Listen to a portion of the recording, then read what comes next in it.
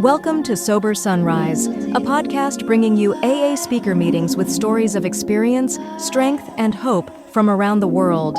We bring you several new speakers weekly, so be sure to subscribe. We hope to always remain an ad-free podcast, so if you'd like to help us remain self-supporting, please visit our website at sober-sunrise.com.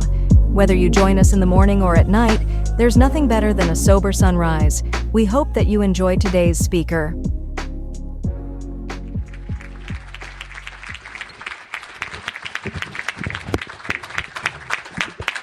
My name is Peter Gilbert. I'm an alcoholic.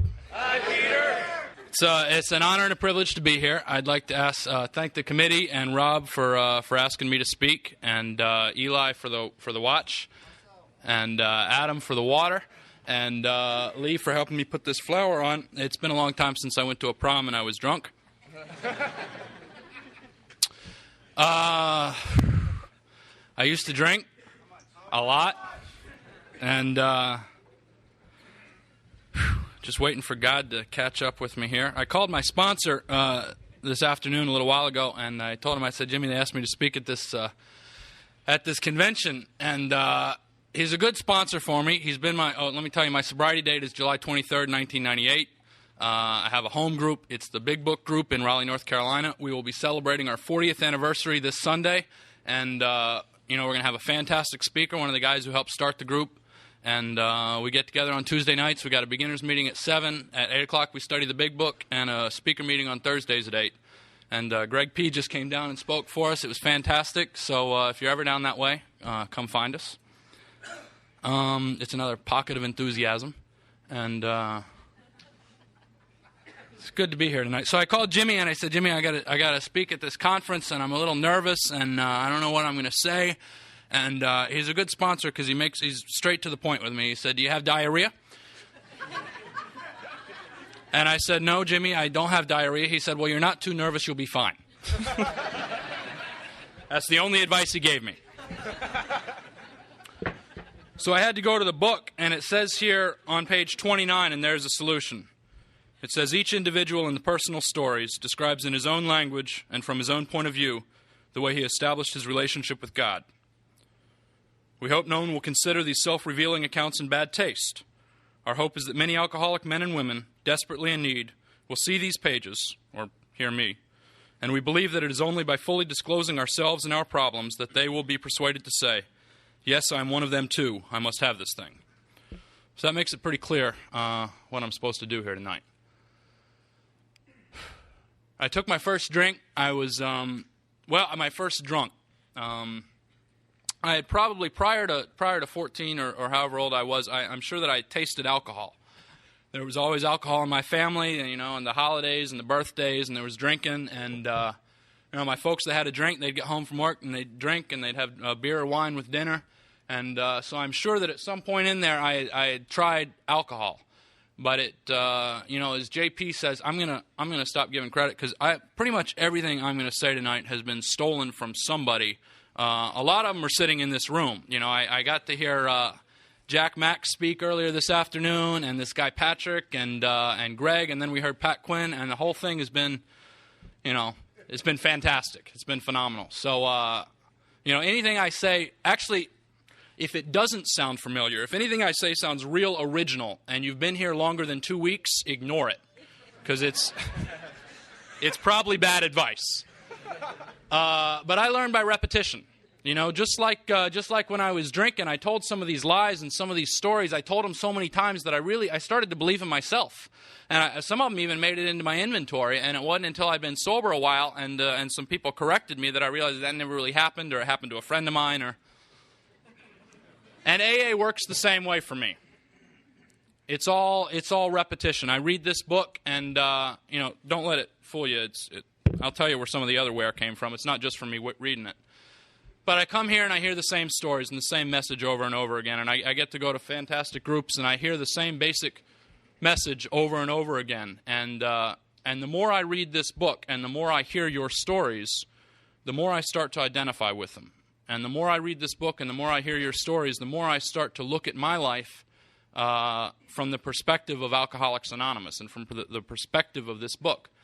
And, I got a disease of perception, and so, it helps get my mind right. And who cares if that's the truth or not, because it works, and that's what I like about this program. It's pragmatic.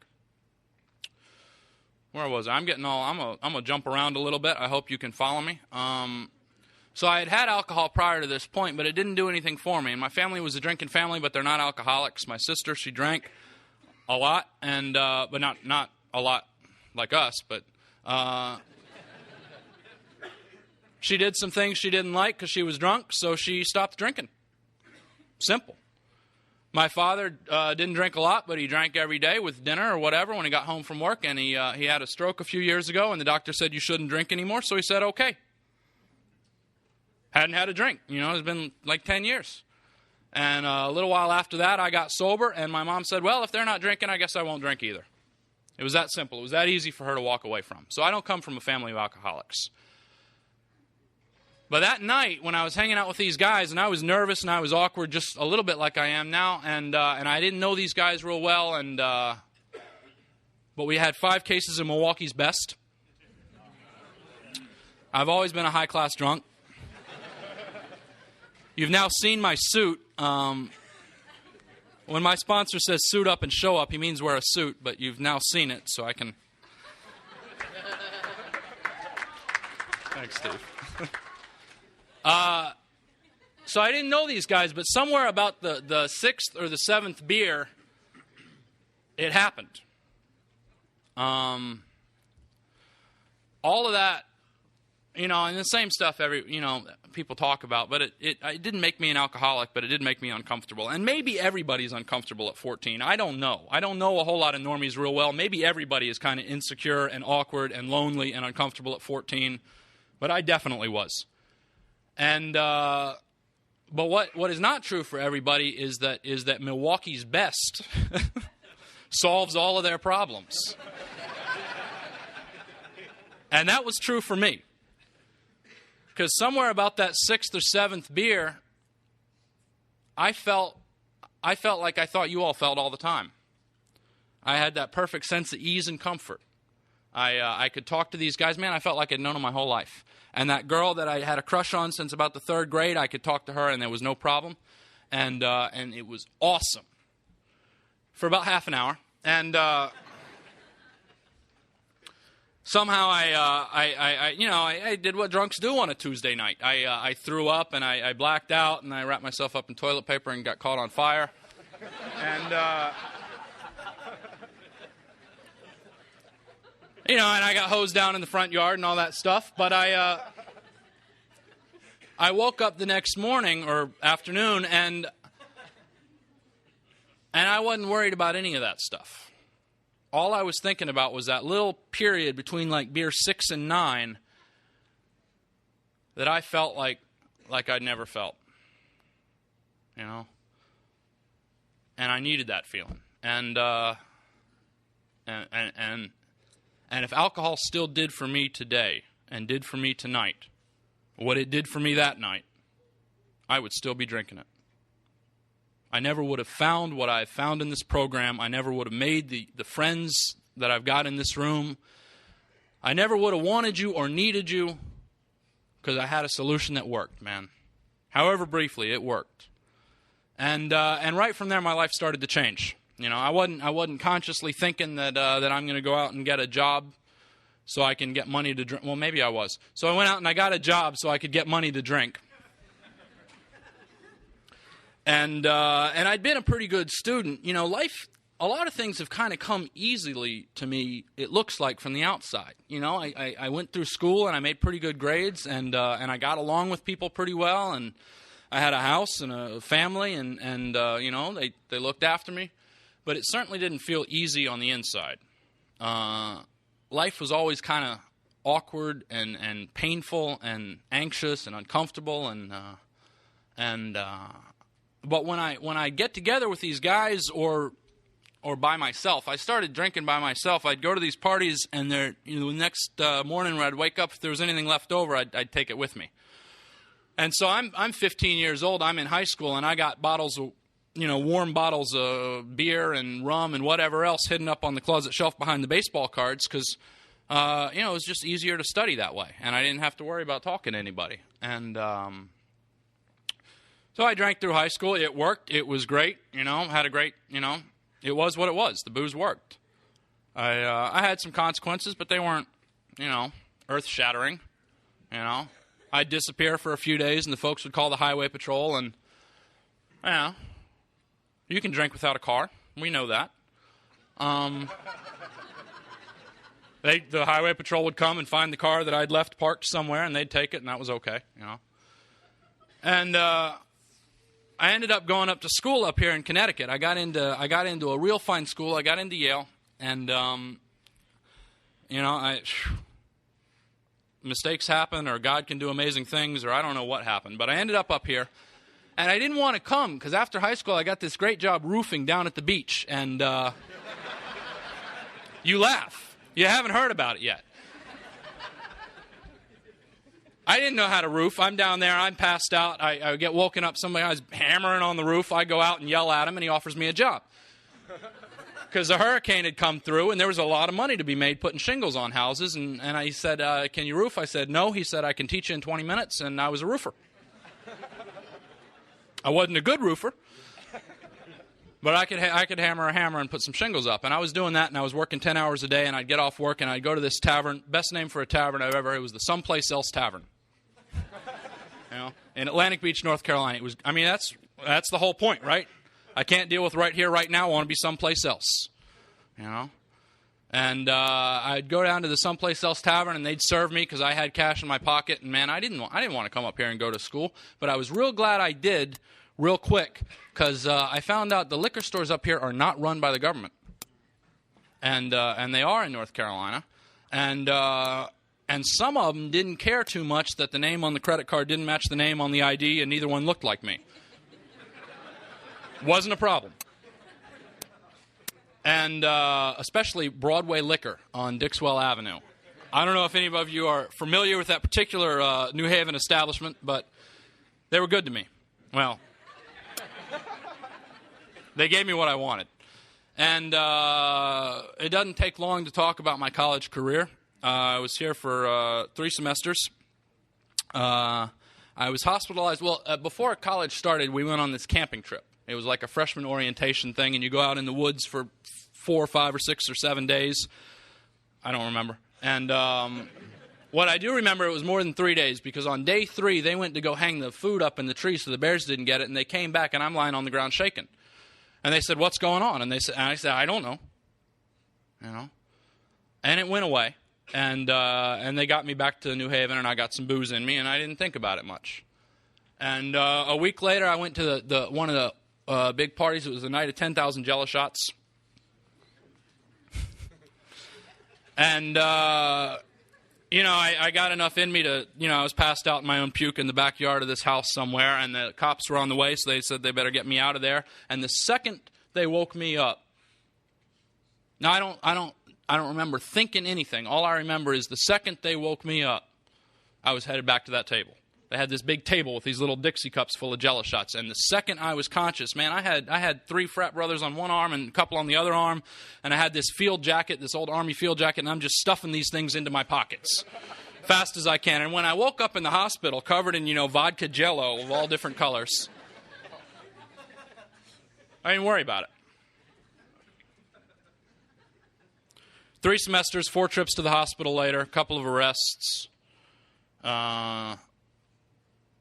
And when you're young and in trouble like that, or at least for me, that you got a lot of helpers. As I heard a speaker, I don't remember what speaker said that, but it stuck. So I had a lot of helpers. I had deans and people in the hospital and judges and lawyers and police officers and EMTs and teachers and parents and friends, and everybody's trying to tell me that I got a problem with alcohol, that I drink too much. Obviously, they didn't know me. Never occurred to me that I might have a problem with alcohol. Now, I'm somebody's paying a lot of money for me to try to get a degree in physics from Yale University. My days didn't look a whole lot like you'd think. I'd wake up whenever my drinking buddy, she'd come and she'd start yelling up the window, to somebody to let her in, and somebody'd let her in, and we'd do whatever was in her little bag. And And we'd go and we'd borrow some of this stuff from this guy, and we'd break it up into little short bags of stuff, and we'd sell them, and we'd work all day long to get $20 to pay for a half a gallon of Kamchatka vodka and 2 boxes of Jack's cigarettes or Jokers or whatever. They don't even make them anymore. They were so cheap.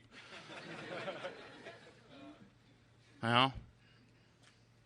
Worked all day to get a half a gallon of vodka and 2 boxes of cigarettes. And somewhere in here, this is what's important, is somewhere, I don't know when, because I was a blackout drinker, somewhere in that 3 semesters, something happened that was real significant. And it wasn't any of the arrests or the overdoses or the alcohol poisoning or the anything like that, but somewhere in there, the alcohol stopped working for me. And I mean, I still got sick, and I still threw up, and I still did tragic and bizarre things, but they were becoming mean things and all that, but it didn't take away the insecurity like it used to. And it didn't take away the fear like it used to. And it didn't take the anger away. Definitely didn't take the anger away. And I'm doing things, I mean, I had to, you know, I'm breaking stuff now. And I'm breaking stuff and I'm breaking me. And I drink, and instead of bringing it closer to people and feeling like they were my best friends in the world, I didn't go out of my room because I was terrified of who I'd become and what I was and the things that I did to you when I was out and I was drunk. And I started drinking in New York the weekend before Halloween, and woke up sometime a couple days before Christmas in Yale New Haven Hospital again. And, you know, I'd missed my exams and my flight home and all that stuff. I wasn't worried about it. And they let me out, and I went home. I was in my mama's house, had a drinking buddy, drove up from North Carolina, picked me up, turned around, and drove back. And I was in my mama's house for about 20 minutes. You know, I'm 3 days late for Christmas. I'm all bloody. I weighed 45 pounds less than I do right now. And I was pretty. And I was in my mama's house for about 20 minutes, and she's standing at the top of the stairs. And I said, Mama, I got to go. I got to meet my friends down at the Jackpot. Another great name for a bar. And she said, no, you're not going. And without a thought, I just pushed her down the stairs, went right out of that house, and went to the bar. Not a thought in my head. I love my mother. There wasn't a thought in my head. Somewhere that spring, and I'm a little foggy on the details, 3 things happened. I got my first DWI. I went to the county-run outpatient treatment center, and I went to my first meeting of Alcoholics Anonymous. And I think I went to my first meeting of Alcoholics Anonymous before the other 2 things happened, but I can't swear to it. Because I went to that meeting drunk. Well, I went to that meeting drunk by their standards.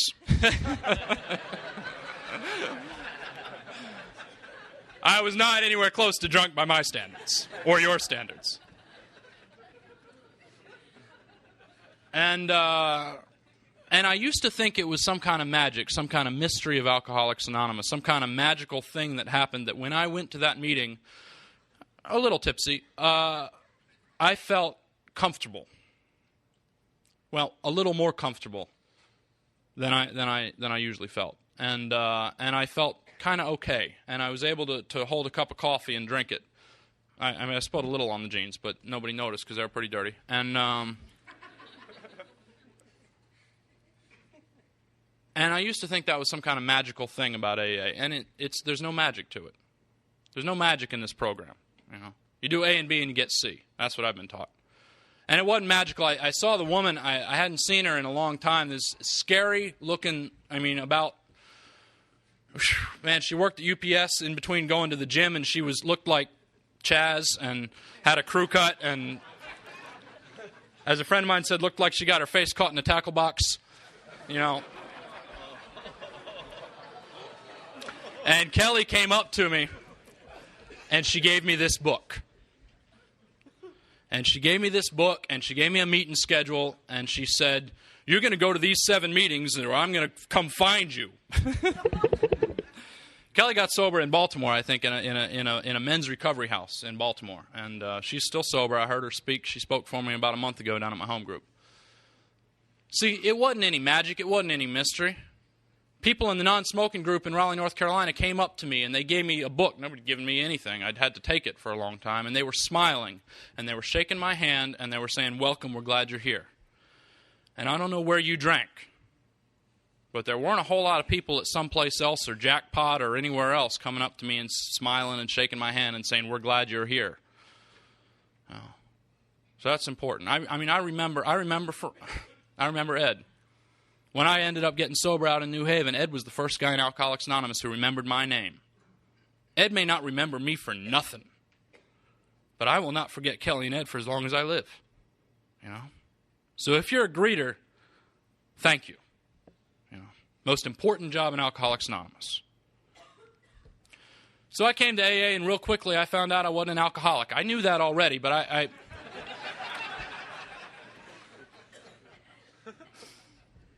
because I was 19 years old. Obviously, I was not an alcoholic, and I don't know. I didn't want to be, but I kept coming back. It said keep coming back, and they'd every time I'd come back, they used to at that group. You come up to the front, and they give you a little white poker chip, and everybody claps for you and comes up to you afterwards and says congratulations and welcome. And man, I love that. So I kept coming back. I still have a ton of white chips. I lose a lot of stuff, but I had so many of these that I just can't lose them all. I had pockets full of them. I went to one meeting, and this old guy in the front row, he didn't clap for me. I picked up a white chip, and he said, "What are you trying to do, kid? Get sober or tile a bathroom?"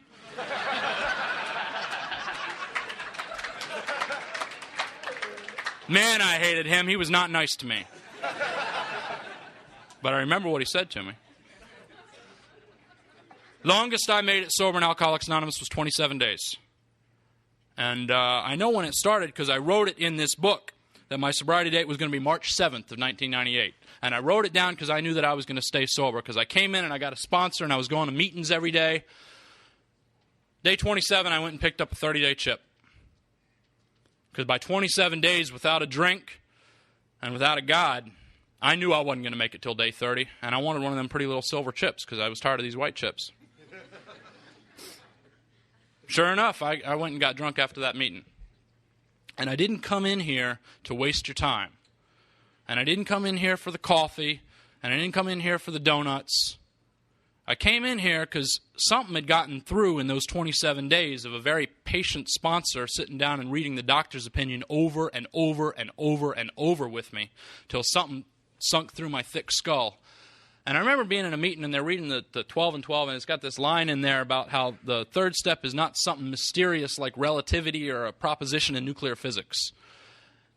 And man, I understood relativity pretty good, and I had taken some classes in nuclear physics, and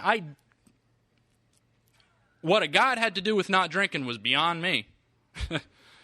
Didn't make any sense. I thought I had a problem with the second step. I couldn't see what this was all about. I came here and you're talking about God and being a nicer person and character defects, and I couldn't see what this had to do with staying sober Friday night.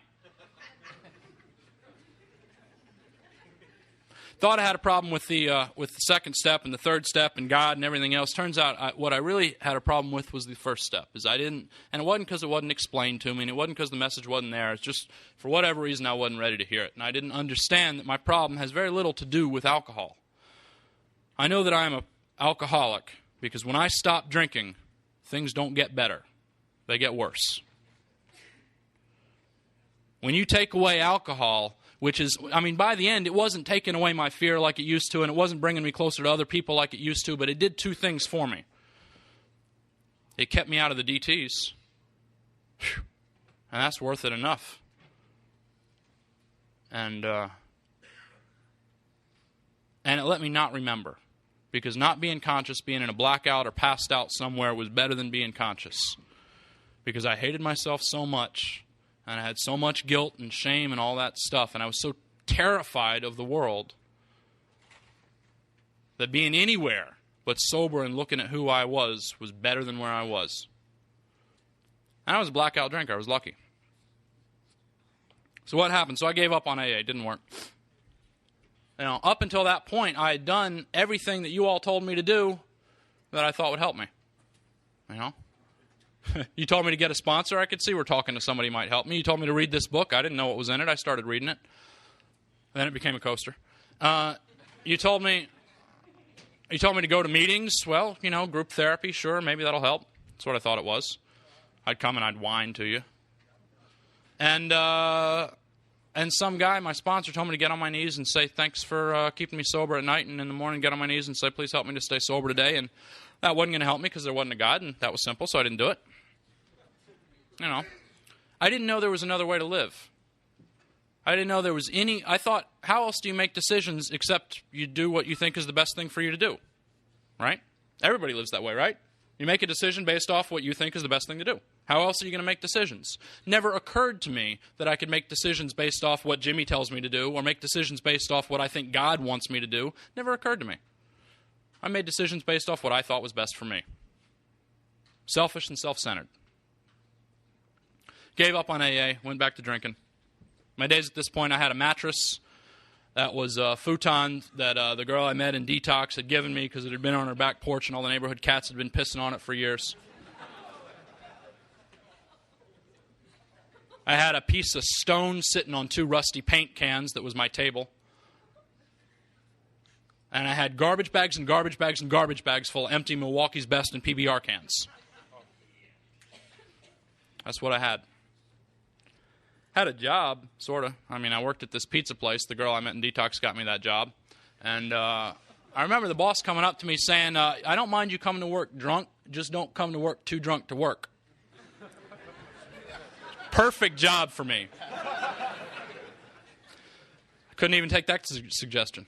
My last drunk, I went out drinking. I got robbed at gunpoint, and I got caught in bed with a married woman, and I lost where I was living, and it's what we do on a Tuesday, and I showed up at work the next day. I was only half an hour late, which was early for me. And I walked in, I clocked in, I put my apron on, I heard something outside, I walked outside to smoke a cigarette, and I passed out in the street. And, the employee assistance program at that particular pizza shop consisted of the owner picking me up out of the gutter and carrying me to the hospital.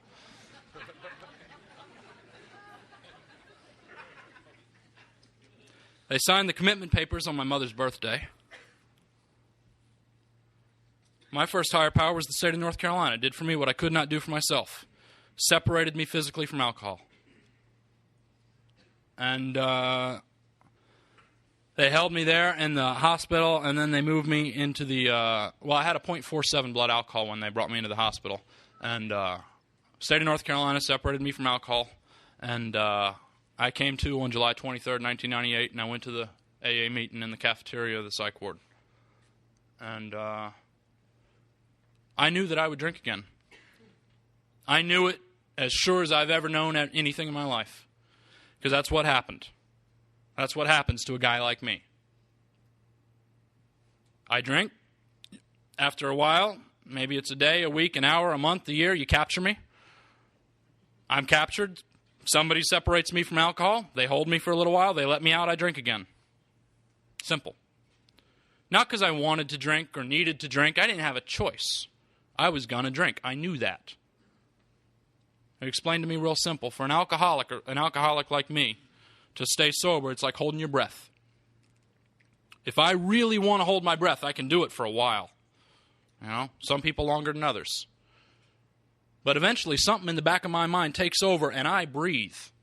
Not because I want to or I make a decision to or anything like that. I just breathe. That's the way drinking is for me. If I really want to, I can stay sober for a while. 27 days, apparently, is my record. And then I drink, want to or not. So they locked me up. I knew they might hold me for a little bit longer than before, but they were going to let me out. And they held me in institutions of various kinds, the treatment center, the psych ward, the halfway house, the sober house, this, until I was a year sober. And I cannot tell you why I did what I did. Certainly not drunk, but either in my year sober either. First year sober either, or even now, really. I can tell you what I did. That's my experience. I got on my knees and I said those words. And I didn't feel any different, and I got back up and, didn't think about it too much. And that night I got on my knees and I said those words. And I don't know if there's anything magical about getting on your knees or saying those words, but what it was for me, conscious or not, was I was doing something just because I was told to and because I didn't know what else to do. Because I didn't have anywhere else to go. I had two alternatives, the book tells me. I could go on blotting out the intolerable situation as best I could, or I could accept the simple kit of spiritual tools that was laid at my feet. I don't know if you've tried that, blotting out the consciousness of your intolerable situation, but that's tough work. Like I said, a month and a half was my best record at that, Blacked out a month and a half, that was my best record.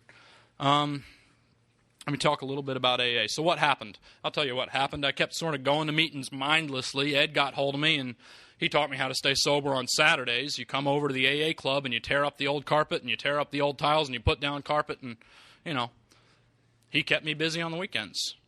During the week, I got a stupid job, went to that, went to meetings at night, didn't drink, had a couple of different sponsors.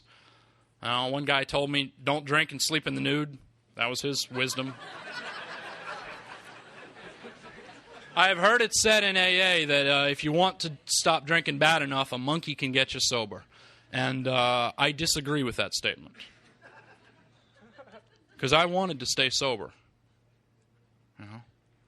Might not have thought I could, but I wanted to. 6 months sober, I was in more pain than I ever remember being in drinking. 6 months sober, the girl that I was madly in love with, so I thought, called me up and said, it doesn't seem like you're going to come back to drinking, so I'm going to leave you for the booze. At least she was honest. She was upfront about it. The only other person I've ever met who would drink the 200 proof ethanol that I stole from the labs. So we were a perfect match. And man, I was destroyed. She was my higher power. In fact, the guys in my sober house weren't even subtle. When she called, they'd write on the whiteboard, Pete, your higher power called. I didn't get it.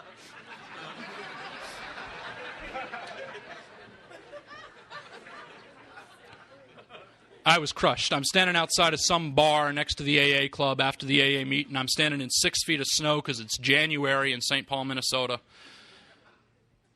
And the snow might have been my higher power that night. And somehow I didn't drink. Made it back to the sober house. Oh, man, I wanted to drink.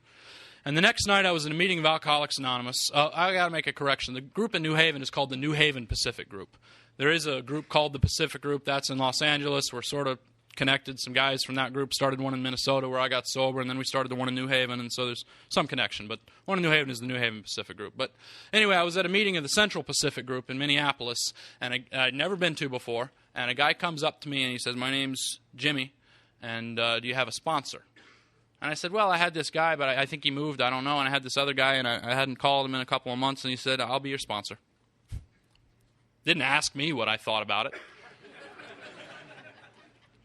In fact, in the last 7 years, he's never asked me what I thought about anything. Smart guy. And he gave me this solution. I already had the book. I hadn't read much of it. But he sat down with me, and we worked the 12 steps as outlined in the big book of Alcoholics Anonymous. And I'm not going to take up the whole evening telling you every little action that I've taken. By the way, the reason the big book is so beat up is not because I've read it so much, but there's a line in there that says, lend him your copy of this book. That's one of the hardest directions I ever had to take because I'm personally attached to this book, but I took it. And so this book has been through more detoxes and jails and everything else than anybody else I know. So, and one guy had it for a year and a half.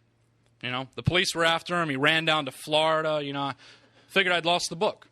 Year and a half goes by. I get a call out of the blue from this guy. He's like, I got your book.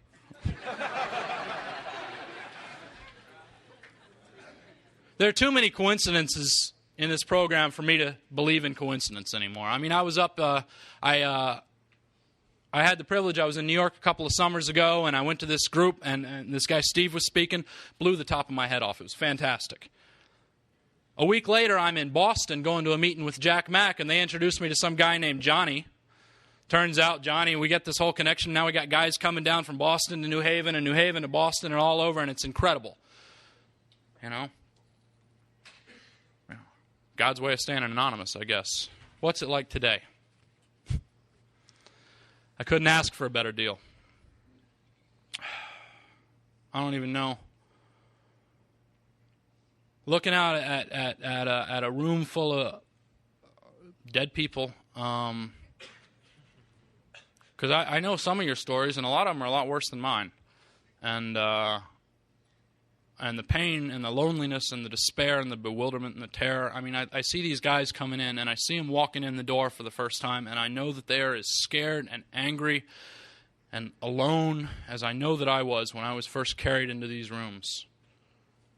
And then, hardly any time later, some guy with that glow gets a hold of them with one of these books.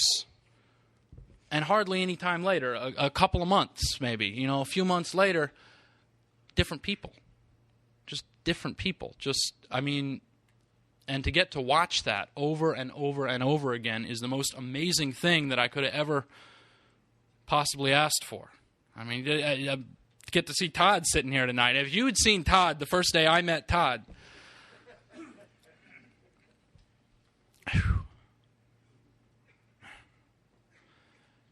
my life today, I have the privilege of sponsoring guys. I have the privilege of, I went back to school. I finished school. I'm applying to some more school now. I mean, I own 2 vans, 2 station wagons, a Suburban, and none of them run, but I was speaking at a meeting about a month ago, and this guy comes up to me after the meeting. He said, "You're the best educated redneck I've ever met." And I said, "That's about right." But I get to be me in this program. You all gave me that. You gave me a solution to show me how to establish a relationship with a God. To have this vital spiritual experience that is the result of these steps. That is the only known thing. I mean, we've known this for a while. Jung knew this talking to Mr. Hazard. The only known thing to bring about the vital spiritual experience, which I can't tell you why, but for whatever reason is the only thing that can keep a guy like me sober a day at a time. You gave me that. And in giving me that God, you gave me me. You gave me true independence and true freedom. To go to, Venezuela and Cuba and Canada and all these places I've gotten to go to meetings and to meet all these amazing people and to just, waste my money on broke down cars if I want to or whatever I want to do. It's the most... I used to hate life. I used to hate life so much. Life was painful every day. And now it's not. Thank you for my God and Alcoholics Anonymous.